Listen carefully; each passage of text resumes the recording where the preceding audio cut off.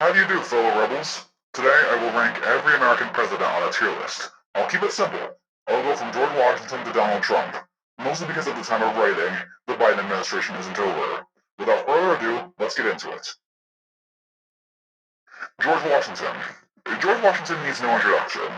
He was an amazing tactician and general in the American Revolution, and the only president to be elected unanimously by the people, meaning everybody voted for him. He limited the power of the federal government by a lot, and was arguably one of the most libertarian presidents in history. The only major issue with Washington is that he supported tariffs, and his senility in his later life left him to be manipulated by his Secretary of Treasury, Alexander Hamilton. S tier. John Adams. John Adams was an instant downgrade from Washington.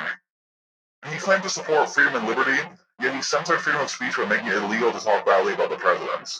All the terrible things that Adams was responsible for include the XYZ affair and the Alien Edition Acts. Well, I do think that John Adams was a smart individual, and I would say the same about most of the founding fathers, except for Hamilton. His acts did not make him a very good president. D tier. Thomas Jefferson.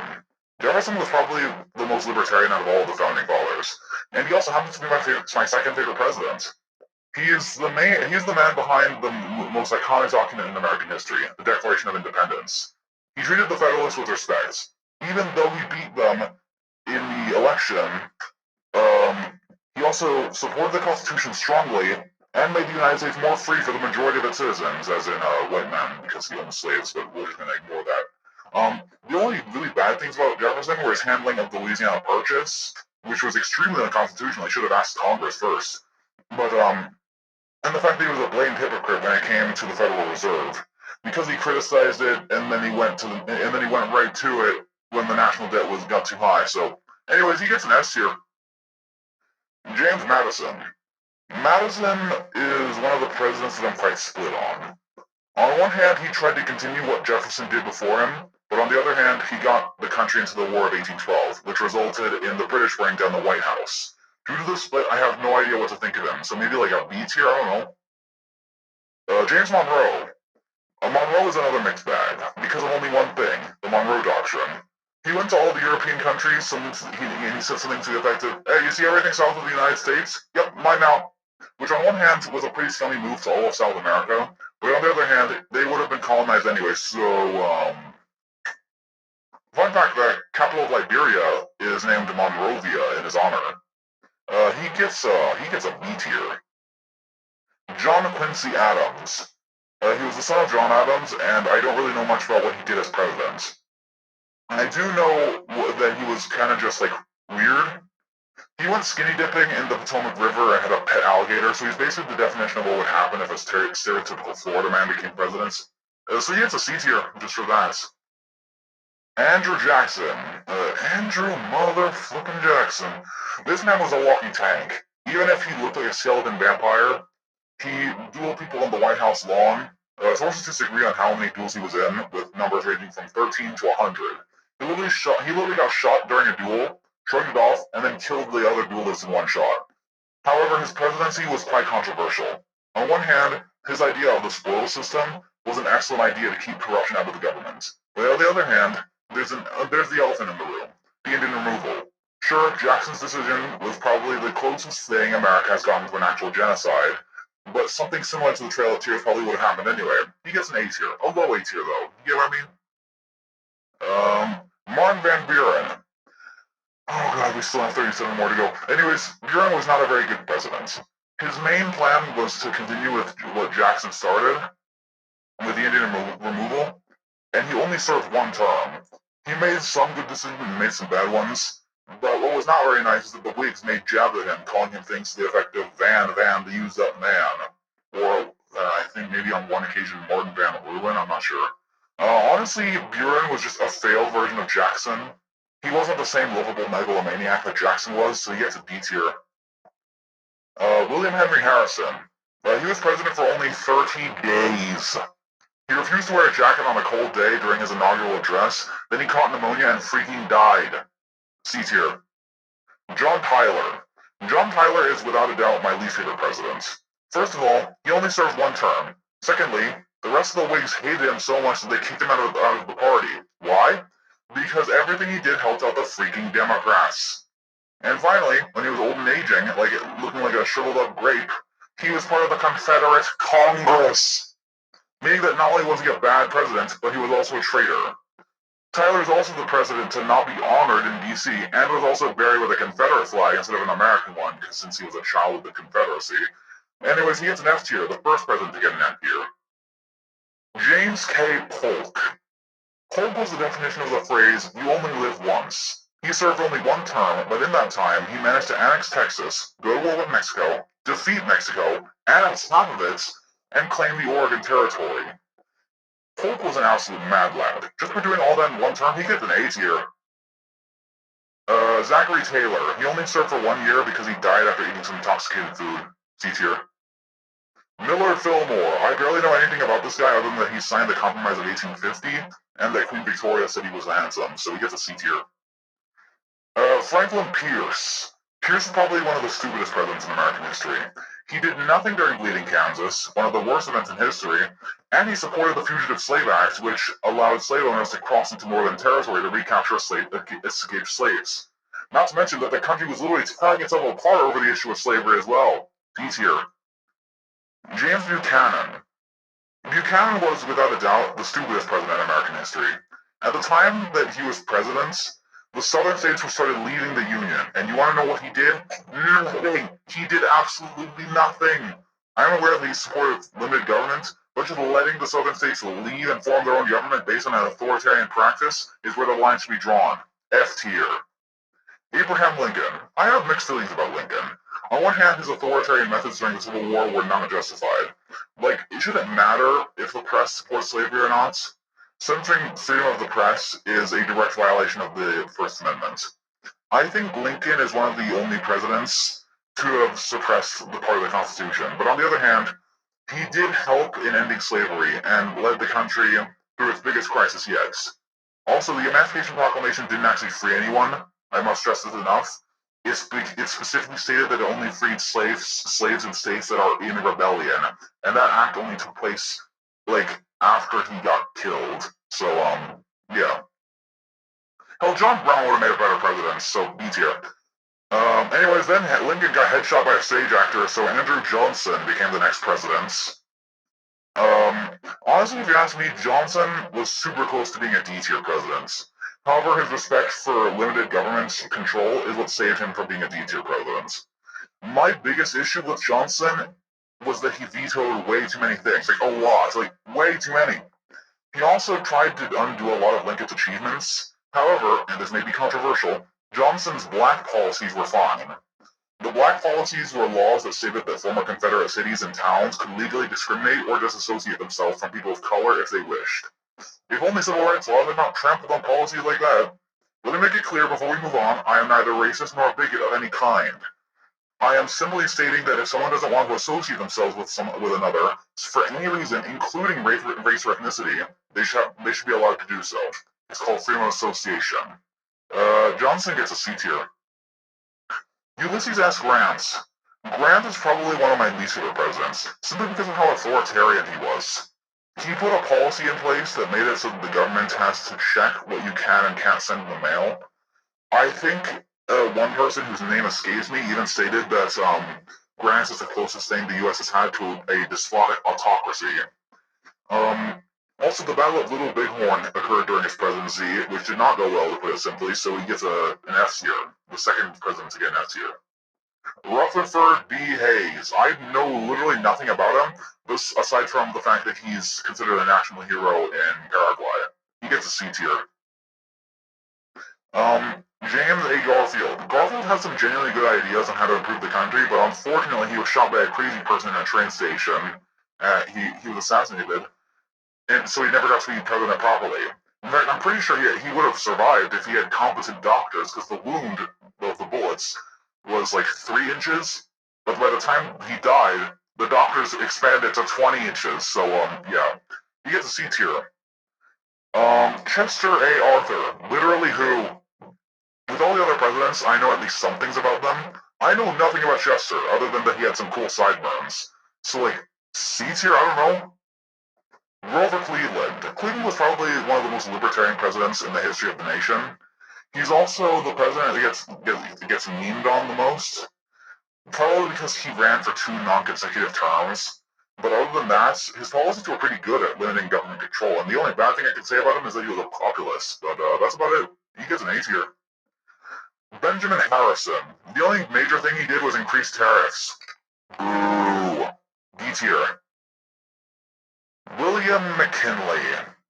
McKinley is pretty similar to Cleveland in that many people seem to like him. I'm not sure why, but unlike Cleveland, I don't like this guy.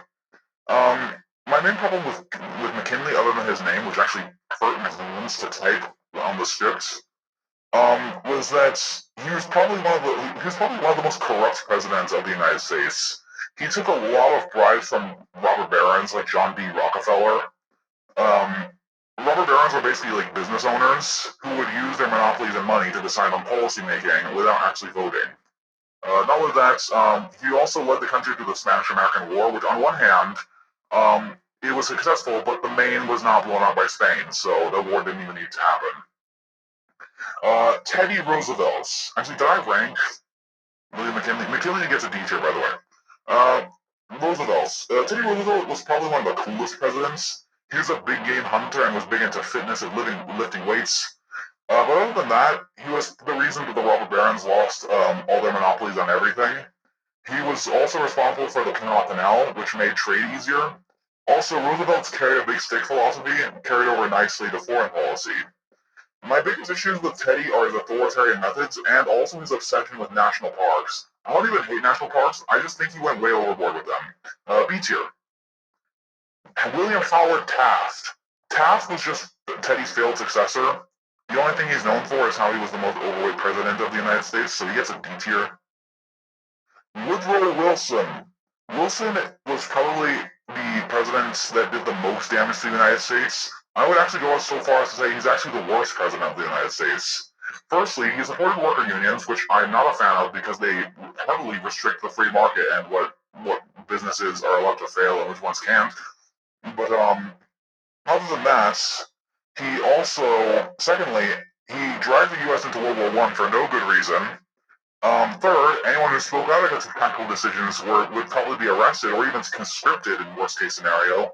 And finally, even though I believe we should judge historical figures based on the standards of their time and not ours, even for back then, he was really racist. I'm pretty sure he actually played the film Birth of a Nation and called it historically accurate, if you need any proof.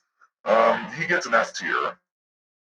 Warren G. Harding. Honestly, Harding is just a definition of mid, and that's all I have to say about him. He was kind of corrupt, but he did support some free market policies. He also supported prohibition, so that all evens out to him getting a C tier. A really low C tier, but a C tier nonetheless. Calvin Coolidge. Coolidge is definitely my favorite president. He did great things for the economy by letting it grow naturally and not interfering with it. Wow, it's almost as if the government trying to control the economy like with prohibition only confuses because there's no calculation. Not only that, they also tried to stop prohibition but couldn't because the Supreme Court was proof with anti-saloon league members, so he legally couldn't do anything about it. Wow, it's almost as if the Supreme Court, as in its very concept, is easily corruptible because it can be packed with political allies. Isn't that right? But yeah, Coolidge gets an S tier. Personally, I wouldn't argue with anyone who would put Coolidge in like A, B, or even C tier because he's kind of forgettable compared to most other 20th century presidents. But I understand. I would understand. Herbert Hoover. Okay, you know all those good things I said about Coolidge? Literally none of them apply to Hoover. He supported prohibition and ended up being the reason that the Wall Street died and the Great Depression happened. He did not learn from his predecessor in any way and does not deserve any respect whatsoever. Also, I'm pretty sure he also he had put in place one act.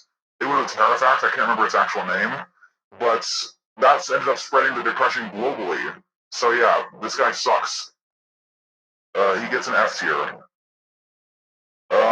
Franklin D. Roosevelt. FDR was terrible, plain and simple.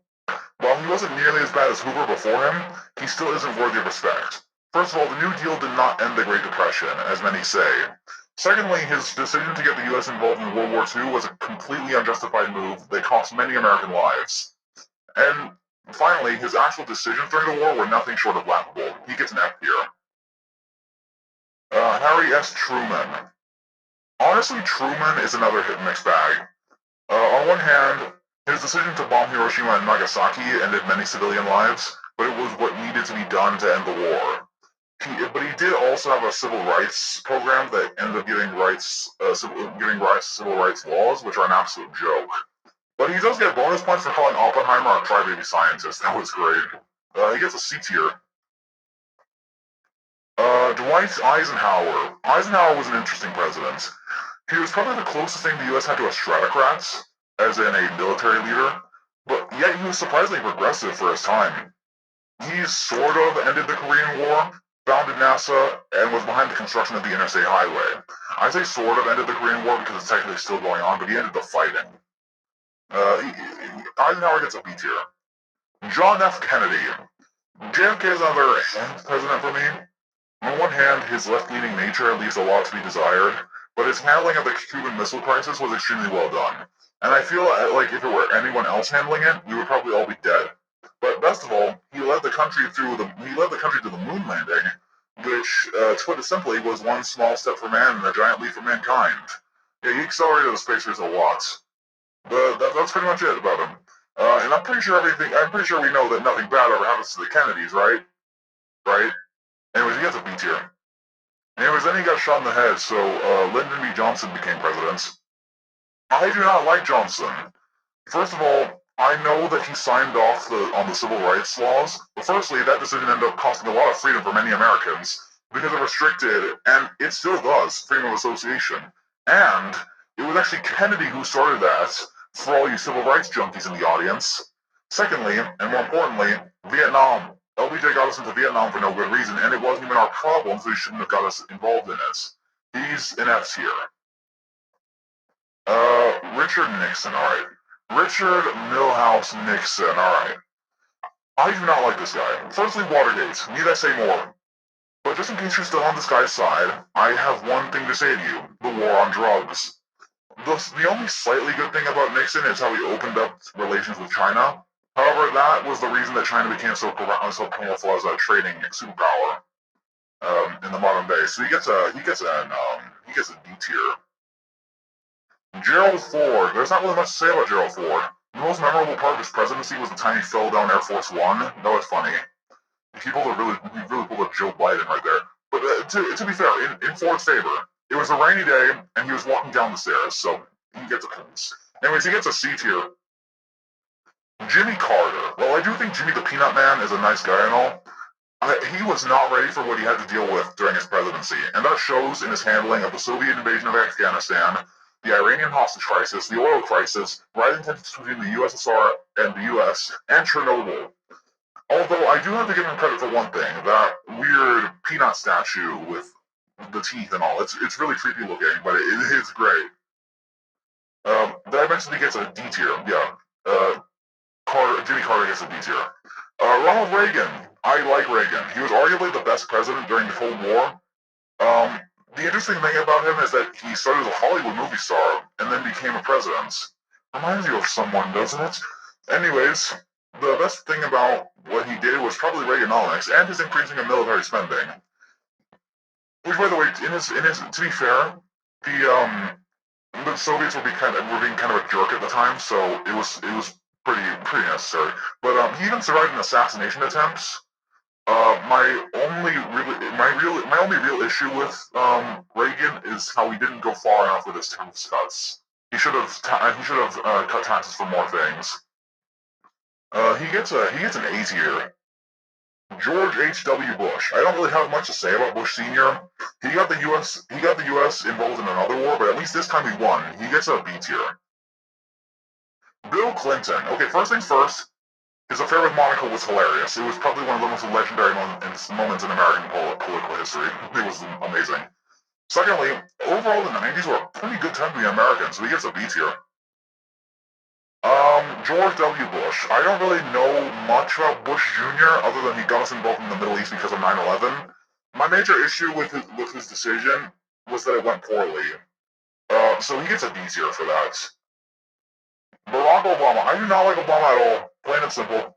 Firstly, his racial polarization, especially during his coming from his very strange belief that all cops are racist bigots, which ended up contributing to the BLM movement, which caused increased crime rates, exponentially. Not only that, life expectancy dropped from 78 to 77, I think, because of Obamacare. He also rapidly pulled troops out of Iraq, which led to the rise of ISIS. And if you want any more evidence as to why Obama is so bad, Ben Shapiro put it best in his video on the worst presidents in American history, like maybe a month back. He said something like Biden is a reaction to Trump, and Trump is an outgrowth of Obama. He's like a reaction to Obama. So technically, Obama is where it all went downhill. So Obama gets a D tier. Donald Trump. All right, this is where things start to get controversial. At the time of writing this, Trump's administration is over, but I'm not entirely sure if he'll pull a Grover Cleveland and win the next election. In a nutshell, Trump is a very mid-president. He's only good at shaking up the establishment and making idiotic leftists mad. However, he's still the best president we've had in the 21st century. Don't even take that as me saying that he's good. He's just better than everyone else we've had so far. Like, you know what I mean. But the part that makes him the best part about him is that he makes all the decadent leftist elites panic that he's some kind of giant meteor that's gonna kill everyone. But no, Trump is not some kind of giant cataclysmic like meteorological idiot. If he gets into power, he'll probably just be another generic Republican, so he gets a C tier. And this is the completed tier list. You can zoom in on your phone if you're watching this on a phone. But if you're watching this on a computer, you can you're screwed, to be honest. And that's it. If you have any suggestions, leave them down in the comments. Make sure to like and subscribe for more videos like this, and see ya.